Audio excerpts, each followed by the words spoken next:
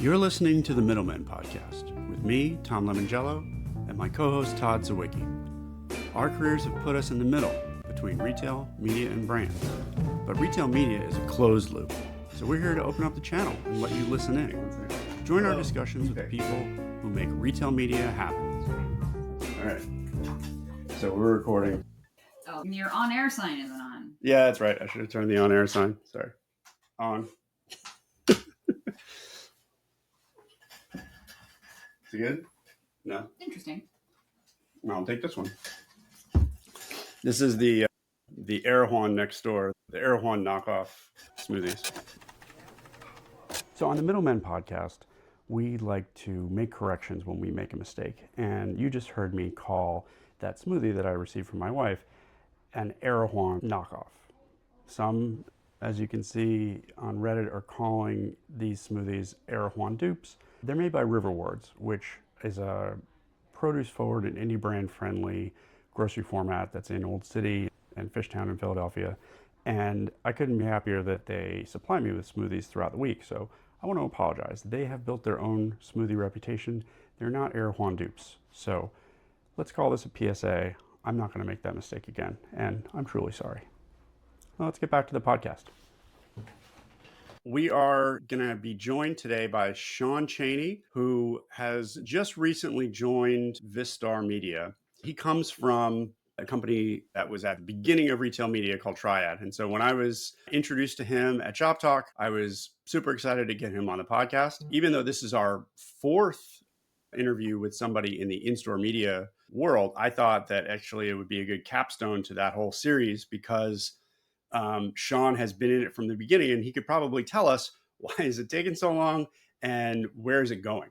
In store, as we have focused on this the last few conversations, to me is going to be the most interesting aspect of the growth of retail media over the next couple of years, because I think it's really the first time digital media is expanding in new and interesting ways. We're going to see new formats.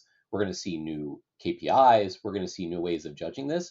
And I think there's going to be new experiences that come out of this that are going to be really fascinating. Because in a long time digital media guy, I'm really looking forward to what happens and what comes from this. And it's been fascinating also to think about digital retail media has taken so long to get to in-store. And I think we touch on why, and I think you've got some good perspective, because it really is the thing that differentiates the retailers from a lot of other digital advertising channels, and yet it's just now starting to take off. So yeah, and I think some of the reason for why that's happened is it was probably 2021 when you started to see digital out of home become the sort of new and shiny thing for retail media. But it was a tough fit, and it was something where could you really measure it? Could you really buy it in a one-to-one fashion? And it was also a little safer because it was outside of the store. But if you bring that technology into the store, it's both super exciting because it brings upper funnel opportunities, but it's also really scary because if you ruin the in-store experience, that consumer experience with an ad that doesn't belong there, that's a real challenge. So I think maybe that's the reason it hasn't happened yet, but I think we're both excited about the idea that maybe its time is now. I very much agree that the in-store advertising experience is now. But I think the other aspect of the why now is the retailers are now building out the retail media capabilities. They realize that in-store can be unique. And as they turn to in-store, there's another advantage. We're dealing with mature startups at this point. They've been around, not even calling them startups is maybe appropriate, where they've been around for 10 years, like QSIC and... Yeah, Vistar is pretty much in all aspects of digital out of home and connected to retailers and the gas stations and things like that. We'll learn a little bit about this from Sean. These companies are already battle tested, and maybe that's the table stakes. And the good news is, if you're a retailer and you're embracing this and making sure you hit it out of the park on the first try, there is no redo. You can't ruin the in-store experience. Is you have the benefit of working with companies that know what they're doing. They're not rookies. They are veterans, and there could be a lot of comfort in terms of leaning on them as to what should be the right experience. And it's not just slapping a screen in a store.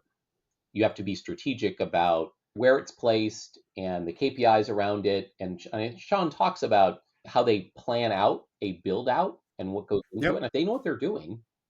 And I think that is comforting to retailers looking to lean into this. And I think you're going to see some interesting experiences. Again, we've talked to other retailers who are revisiting this, like Best Buy.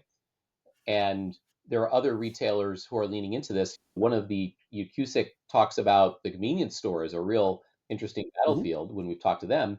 And I think if you look at others, and now Vistar has got lots of other retailers. And so we're beginning to see the diversity emerge in this space. So there's a lot that could potentially happen here. And I think it's interesting to get Sean's perspective given his long tenure, going back to the Triad days, really the beginnings of early retail media or commerce media, as it's sometimes known, in his case, a Triad, and where we end up today. Yeah, it'll be great to have retailers hear the conservatism that comes through when Sean talks about it. You don't have to blow out a million different screens. I think he has a lot of things that retailers would like to hear. And he's somebody who's been in this industry a long time, and he's really trying to make this whole ecosystem move forward. And what I'm most interested in hearing, what he talks about today, and as we keep in touch with him, is the fact that as T-Mobile has acquired Vistar, how does this become bigger and become potentially easier for smaller and smaller retailers to engage in this new technology? See, and I'm an ad guy, so I can talk about these things, whereas you retailer people don't know what the hell you're talking about. That's why you're part of the Middlemen. Yeah, that's right. You're the retailer guy and I'm the ad guy. Like, I had no idea what wobblers or warblers or whatever the hell you call those damn things were until Shop Talk. But yeah, you're there to tell us when we overstep our understanding of ad tech. I'm willing to admit I know nothing about retail and have learned a lot. And it's fascinating as retail it goes down the ad tech path and tries to understand it. But to the point we were making the other day, which is retail media eating trade, or is trade eating retail media? And more, I'm of the opinion that trade is eating retail media, that it is the dog and retail media is the tail, and the dog is going to be wagging the tail. So every retailer is a merchant-driven organization. And so the merchant team is always going to lead from that perspective. But when done right, retail media and merchandising all trade, they should work together really well. It was funny, years ago when I was at Triad Retail Media, we went to Walmart. That was our biggest client at the time, and I think in their history, and had been working with Walmart for a long time. They were very siloed. And we said, this is ridiculous. You're having your joint business planning, you're having your JBPs, and retail media is not sitting at the table. We said, watch what will happen. We'll do this with a few of your brands. Watch what happens when everybody sits at the table. And you'd have the merchant that would say, hey, here are our goals. Here's why we need you to invest in this. And the brand person would say, okay, this is great. We're going to invest in trade this amount. These are our objectives. We're focusing on pricing. We're focusing on promotions. We're doing these different things. And then you turn to the folks that were controlling the national media budgets, and they'd say, oh, we have a new product launch. We have this. We really want to focus on outreach. We want to get eyeballs, and we want to drive adoption of this new product. And then you'd have the merchant person saying, oh, I didn't realize that was the case. And then the conversation would go, how can we support each other? And so you may go in with a total cumulative amount that's being adjusted, that's being invested on both sides of 10 million. And then you get done and all of a sudden it's a 14 million investments. And the retailer is sitting back and going, wait a minute, what just happened? How did that happen? And it's because everybody's saying, oh, we didn't realize, because we're not chatting all the time. We didn't realize that you're doing this initiative that we should be supporting, and vice versa. So everything ends up rising because they're talking and they're in the same room supporting each other. So from that respect, I would say there's not really cannibalization that's going on. It's really the opportunity to unlock incremental dollars on both sides. Yeah, I think the point about trade eating retail media is not about cannibalization. It's about that the merchant and the merchandising teams have realized that at the retailer, they're the most important, and they need to be leading the conversation and pulling in people as necessary. Yeah. And not having these one-off conversations. Yeah. And I think it should be coordinated. And exactly your point. By the way, what you just described is still a rarity 10 years later.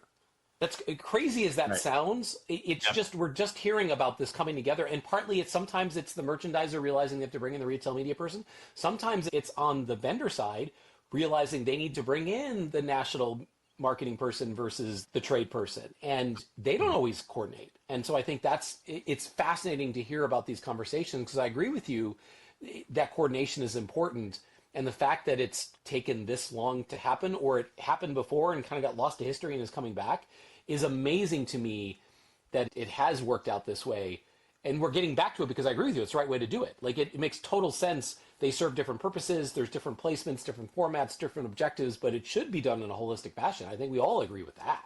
Yeah, the funny thing, and Tom, I'll just mention it, and Todd, the big thing there is, even though you said it's a rarity, is we see, because Walmart got good at it, what we see is any folks that came out of, and in retail media, the joke is, you can trace everybody back to one of a handful of companies, to Triad, Criteo, Walmart, and Target, and Amazon, basically. Everybody goes back there either as working at that company or being a client of one of those companies. And anybody that came from Walmart, the retailers that I see that do this really well, when you find that somebody is leading retail media who came from Walmart, for example, they inherently come in and they say, hey, let me show you what worked really well at Walmart. And all you have to do is say something worked well at Walmart and everybody pays attention. And so they go in and they affect change in their organization because they end up seeing the same results. But you see those ties, you say, wow, this is interesting. You're doing this. It is a rarity. And you go, oh, this person over here, he's doing it at Walmart. Okay, that makes sense.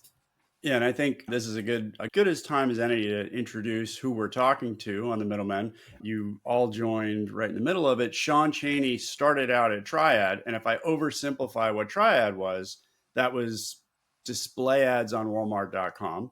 And then he moved to Citrus, which is when I think retail media started to hit its stride, where it was sponsored product listing ads. And that basically covered many retailers.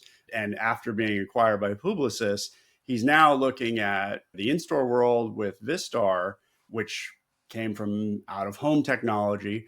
And I think, to your point, Todd, about was the collaboration lost to the world? I think it's that every time we bring in a new channel, it gets harder and harder to keep all those people in the room. So I would love to hear, actually, as we start to get into this, now that you're at Vistar, tell us what made you join. Who was there from the companies that you know of in the retail space that brought you over there? Yeah, it's interesting. And thank you for that intro. It's interesting. When I came over to Vistar, I was familiar with Vistar for a long time. And Michael Provenzano, who started, one of the founders and the founding CEO of Vistar, back years ago, even before I got into retail media, I was on the brand side. And I was one of the early adopters of programmatic, and Invite Media, which was Michael's first company that he ended up selling to Google, was somebody who I was working with and how I got into the programmatic space. So everything became full circle. So I was familiar with Michael, but really what ended up happening was about 2 years before I decided to join, before I made the decision to join Vistar, I really saw where the direction was going with the importance that it was going to play for in-store to play a role in retail media. And I was seeing retail media the in-store piece just sitting off by the side, being controlled solely by the merchant teams. And I looked at it and I said, this is crazy. Most transactions are happening in the store. It needs to play a bigger role and it needs a way to be integrated. And try to get Epsilon to do an integration with the Citrus ad platform. There were other priorities that needed to take place at the time. And that gave me introductions to several people at Vistar.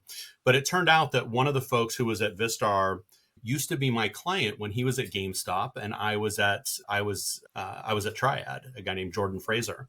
And by this time he had been at Vistar for several years, and he called me up and he said, Vistar's leading the world, is the world's leader when it comes to powering digital out of home, especially in the ad serving and in the programmatic space. And now we're looking to make a concerted effort and form a division around retail media. We need somebody who can come in and do that. And that was very interesting to me, especially since I've been shouting at the top of my lungs the need for this integration of in-store into retail media businesses that the retailers were building. So that became very important. So that got me excited, met with the team, found their philosophy and their ways of doing business, their culture, very aligned with the way that I'm used to working and my personal beliefs and the way that they're really structured as an organization to grow, build, and more importantly, solve problems, be the solution for any media owner in the digital out of home space, or in this case for retailers who are looking to better integrate digital out of home into their stores, as well as use it as a springboard to reach people off there as an extension play as well to drive people in. I think you shared some stats with us because just thinking, okay, digital out of home is huge, but it's also varied. Yeah, the JC Decos of the world. I remember Norm from Ubimo used to call that paper and glue, and there's the real digital screens, but even those have a lot of variation. And you shared some stats that, like, if somebody's working with Volta, they're really working with Vistar. So can you explain that world a little bit better for our listeners? It's funny, as I started diving into the guts of Vistar, I like to describe Vistar as the company that most people work with and don't realize it. So we are the ad platform for folks like Gas Station TV or Volta for their EV charging stations. We do a lot of work with powering, especially on the programmatic side, with companies like Clear Channel and Lamar Advertising and Outfront Media, all these different companies. We play a role with Grocery TV, Starlight, with all these different companies all across the world. And because of that, such a large percentage, I don't remember the exact number, it's more than half of the programmatic digital out of home that's transacted flows through our pipes. But because we're integrated with all these different platforms, we're talking hundreds of media owners, which represents over 1 million screens worldwide that we're integrated with powering. So it's a pretty substantial number. And just in North America alone, 35% of all digital out of home media owners are powered by the Vistar ad platform. So it's a pretty substantial amount. We're by far, no doubt, we're the leader in the space, and we operate on a global basis. We're operating in South America. We just opened our Brazil office.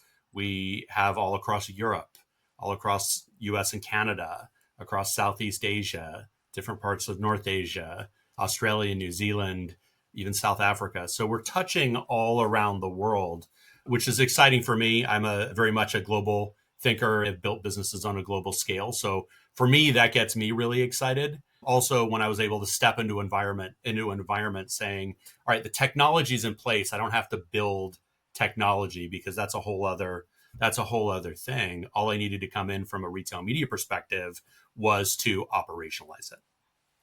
What unlocks in-store retail media? It's been this thing that we've been talking about forever. Oh, yeah. And it's the thing that, by the way, Tom is most excited about in terms of some of the projects and things that we work on in our day jobs. And so I think that's one of the questions is what unlocks, like Best Buy is deprecating their original solution and trying to figure out what to do next, where you see conversations. And I think it's been the phrase for one of the startups I worked at, one of the investors, a guy named Fred Wilson, used to say is $0 billion markets, meaning lots of hype, not a lot of revenue. I think in-store has been one of these $0 billion markets, but what unlocks it? What turns it into the business I think we all imagine it should be? Like I walked into Best Buy this past weekend and I was expecting to see screens all over the place. Talk about a place that should.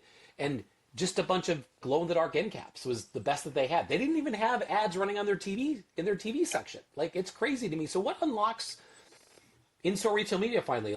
I just dying to know, like, that the straw that breaks the camel's back, so to speak, of this business opportunity. Yeah, so a lot of it is a combination of education and infrastructure.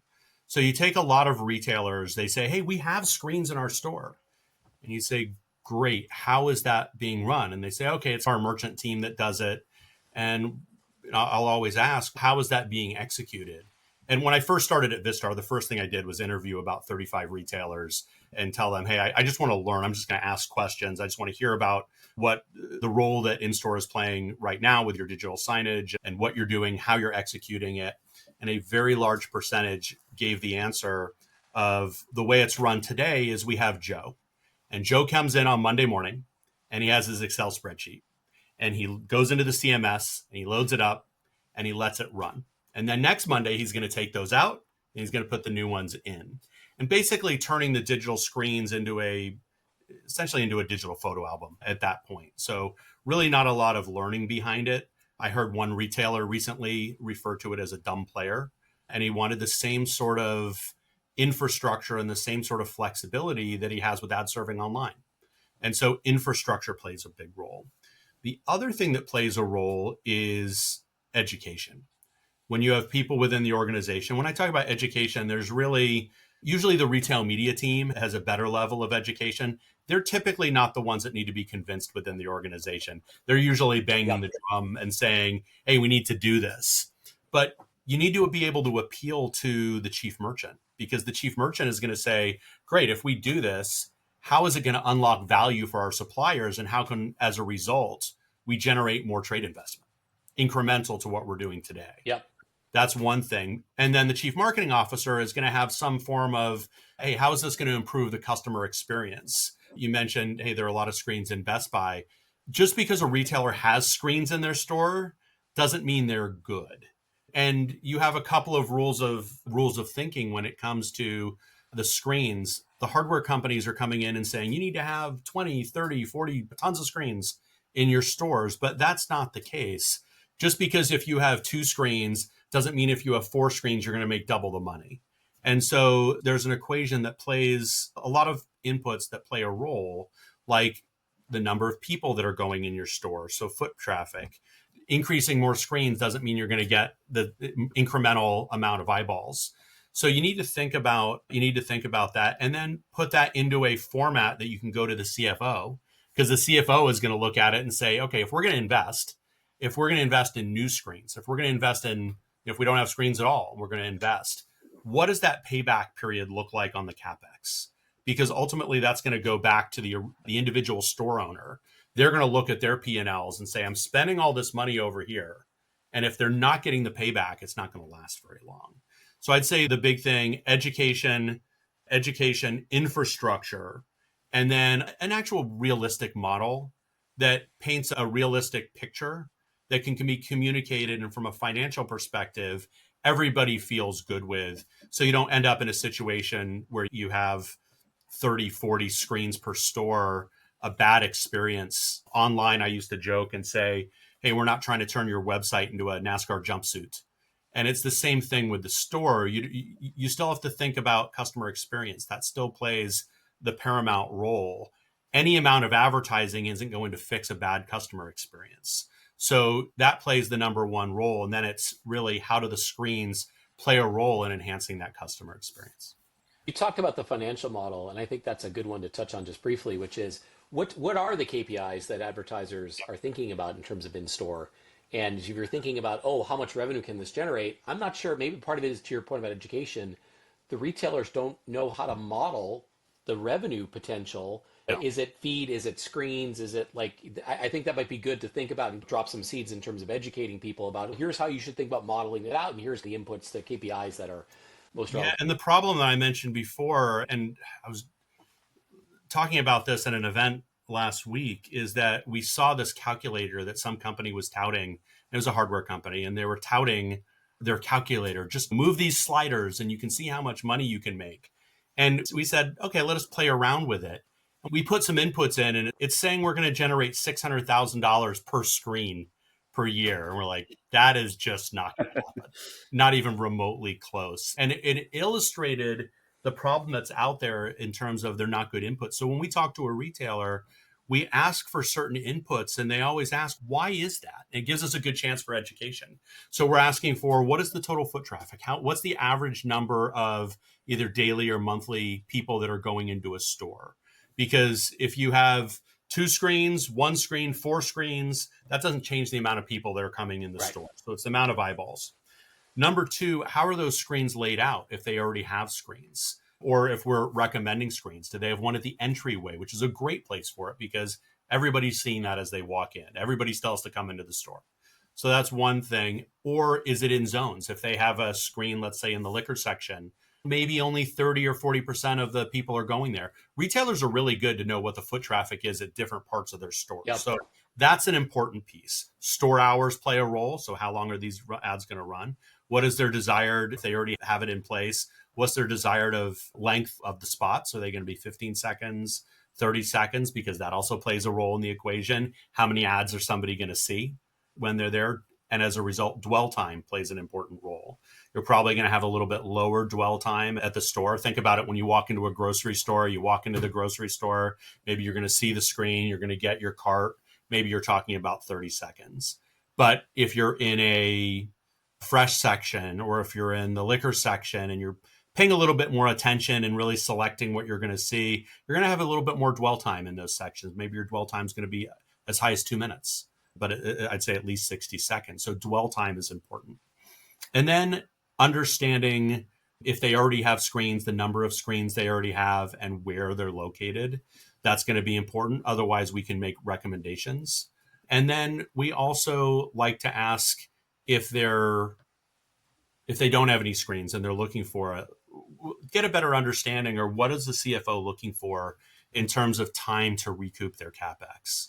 That's another piece. The other thing we ask is, are they open to non-endemic advertising? That gives an option there for programmatic revenue as well.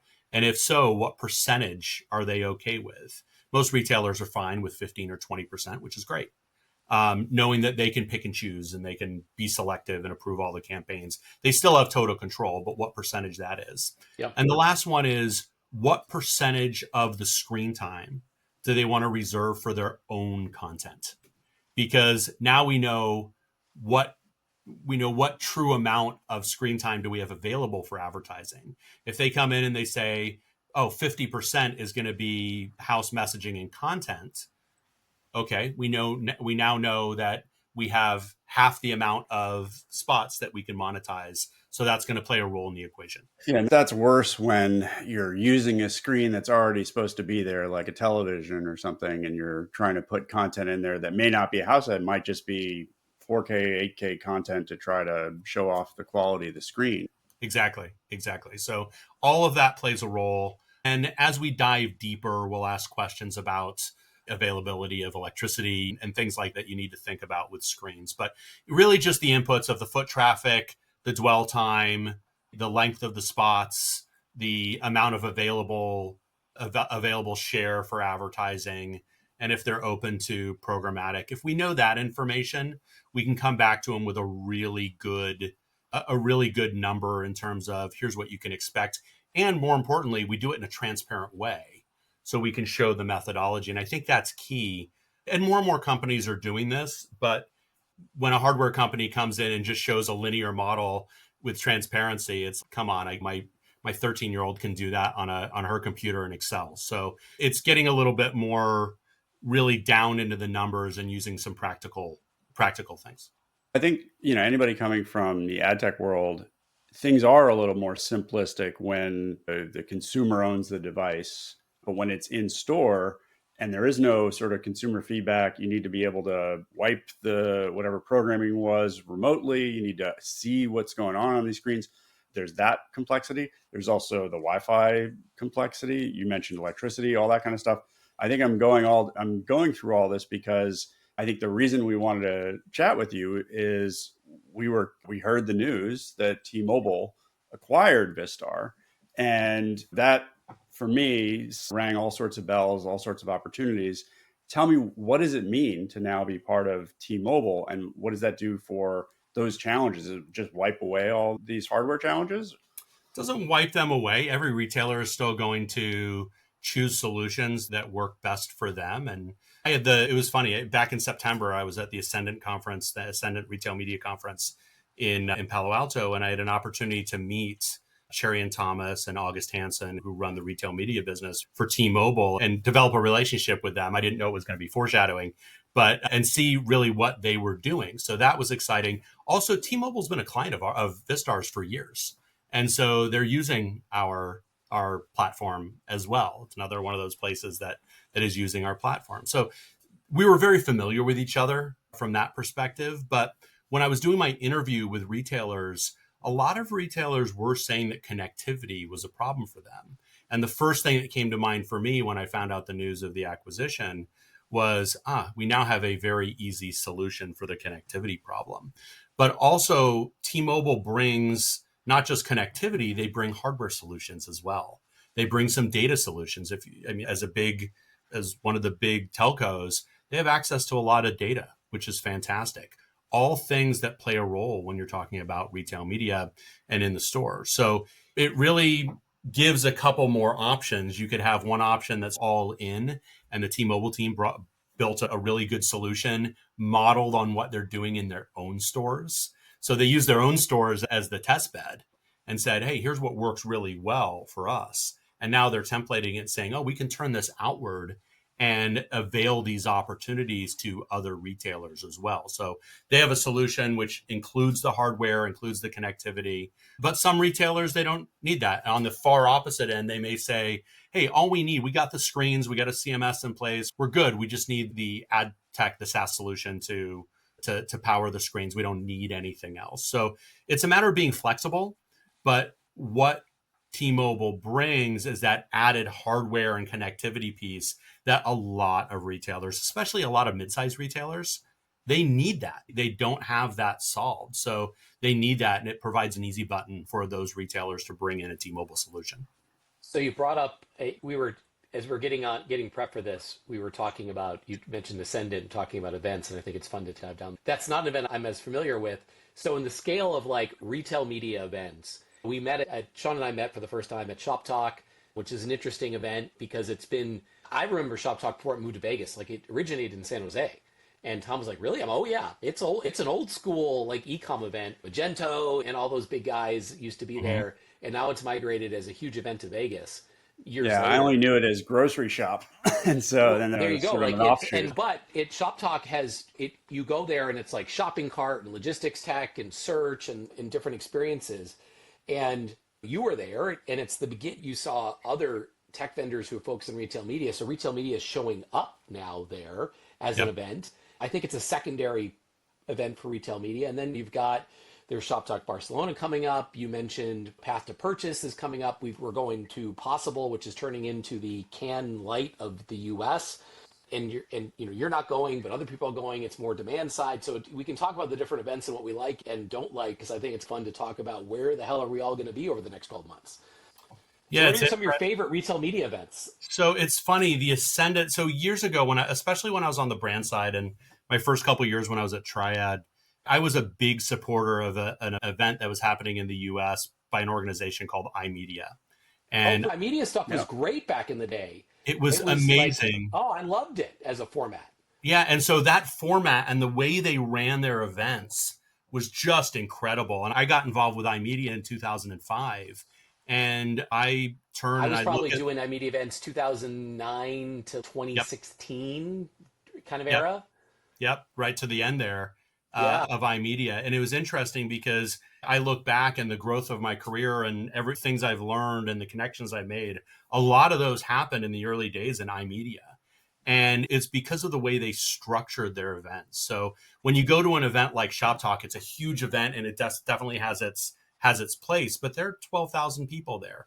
You have to go in highly organized, knowing who you want to meet. You set up your meetings.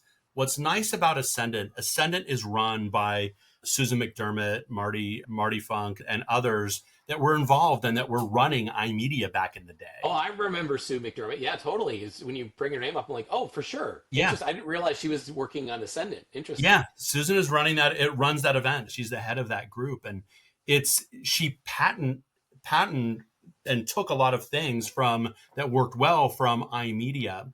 The biggest thing is everybody's in a safe space at that event, and they use the term friendier, that, hey, what's said in the room stays in the room. And I think that format works really well. And because of that, obviously not sharing any specifics, but because of that, you have all these retailers, you have brands, and you have agencies, and they also make sure there's a good balance there, that it's not all vendors, as an example. And for this one, for the Retail Media Bootcamp, they do a few different types of Ascendant. They do their digital Ascendant. They do a couple other ones. But for the Retail Media Bootcamp, there's 125 people in that room.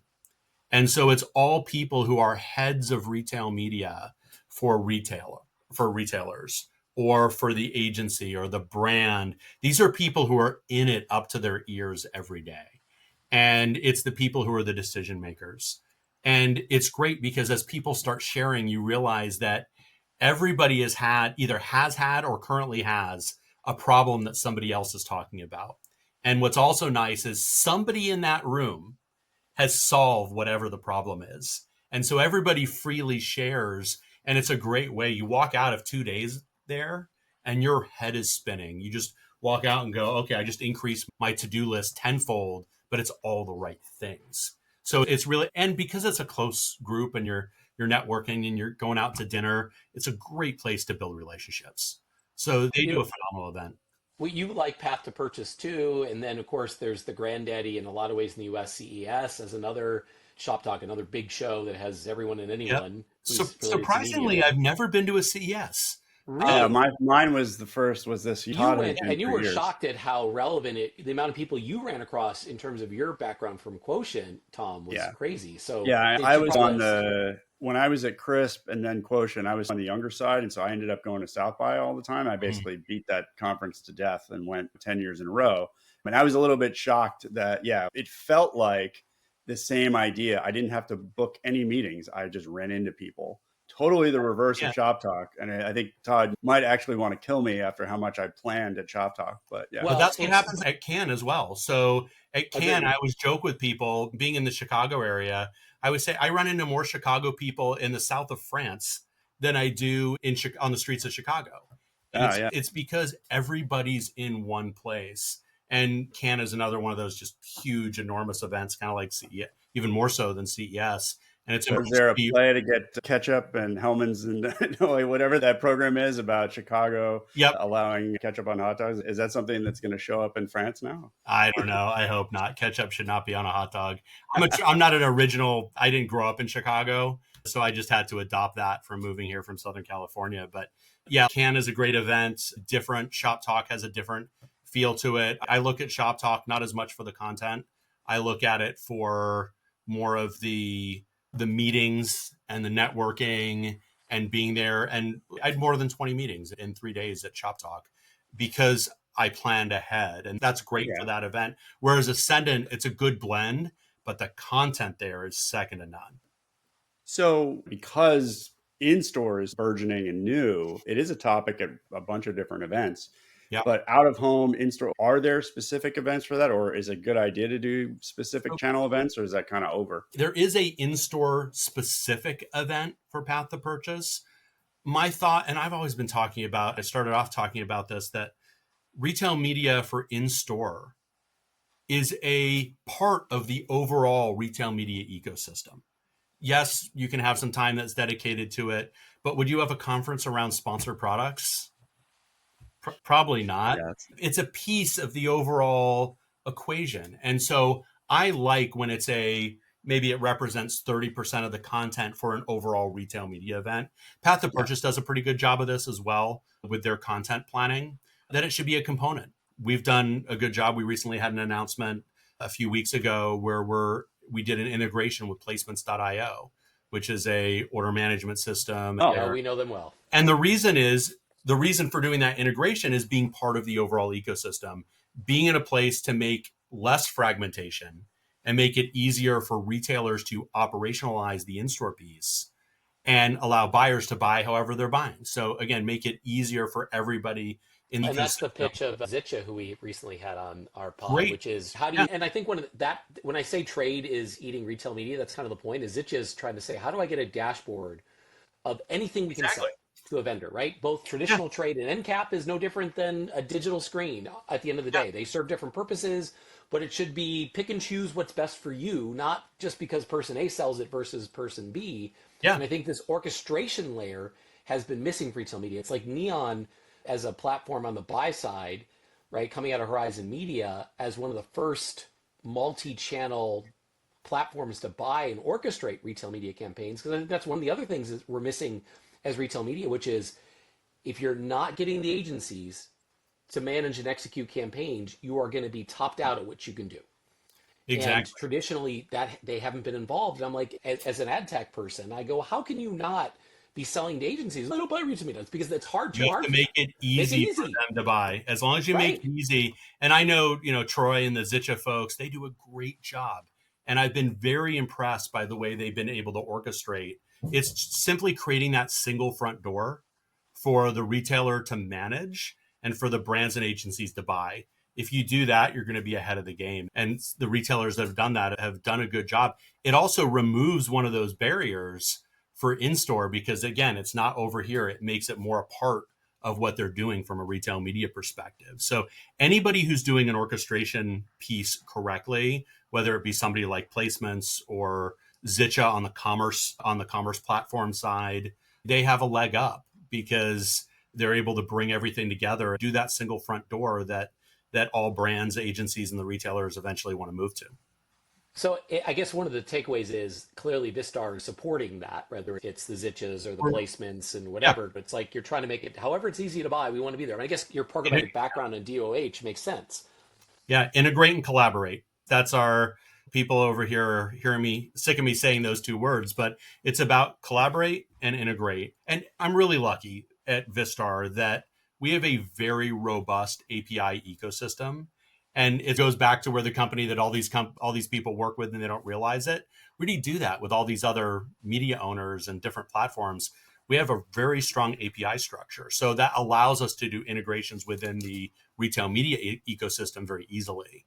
And so that's how to get ahead. And with my background coming from Citrus, which then, Tom, as you mentioned, got acquired by Publicis Group and rebranded as Epsilon Retail Media, I was really working with Epsilon. I wasn't collaborating with Zitcha or TopSort or Criteo, for example. But now I'm in a position where I can wrap my arms around these people. And it's the secondary fun part for me is that I've known all these people that are all these companies. Right. I've known a lot of these people for a decade or more. So it's a lot of fun to say, all right, now let's actually collaborate. Let's work together. Let's help each other to really build here.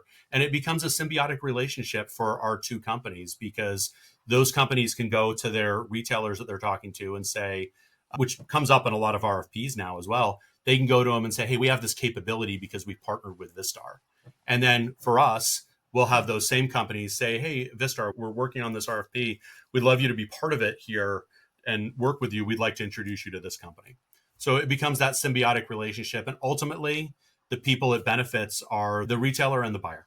Great. Thank you so much. I think Todd has to hit the grocery store and see some of your screens. So I think we're run out of time, but I just really enjoy the conversation. I also really enjoy the fact that you've been there from the beginning and are able to now basically support the ecosystem that you've created. Yeah, and it's funny, back years ago when I was at Triad, we would talk to some of these retailers and they'd say, not in a million years am I ever going to have any advertising on my website or advertising in my never say never. And these are the same companies that are now have dove in. Absolutely. It's funny how things change once we hit that tipping point. And COVID was a good catalyst for that tipping point with retail media. And now that we've seen that, it's fun to see the different types of conversations that we're having now versus the ones we were having 10 years ago. Great. Thanks again for joining the Middlemen. Thank you.